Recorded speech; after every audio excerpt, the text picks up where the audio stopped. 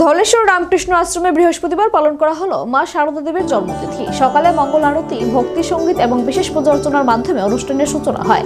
আশ্রম প্রাঙ্গণে ভোর থেকেই ভক্তদের ভিড় দেখা যায়। পরে অনুষ্ঠিত হয় শারদা দেবীর জীবন ও শিক্ষার উপর আলোচনা সভা। সংবাদ মাধ্যমের মধ্য দিয়ে আশ্রম কর্তৃপক্ষ জানিয়েছে, প্রতি বছরের মতো এবারও ভালোবাসা, শান্তি ও মানব সেবার বার্তা ছড়িয়ে দিতে এই বিশেষ প্রার্থনা সভার আয়োজন করা হয়েছে। পরিশেষে ভক্তদের মধ্যে প্রসাদ বিতরণ করা হয়। আজকে বিশেষ দিন, শারদা মায়ের জন্মদিন। আর আমরা রামকৃষ্ণ দেবের সঙ্গে সহধর্মিণী ছিলেন।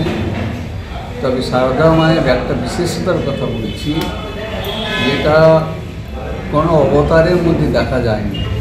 শারদা মা এমন একটা কথা বলেছেন যে সমস্ত অবতার থেকে অনেক এগিয়ে গেছে।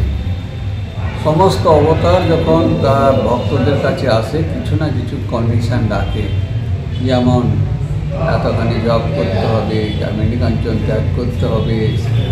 আমাকে যেমন কৃষ্ণ শেখানো, মামেকম ভজ, আমাকে ভজন করো।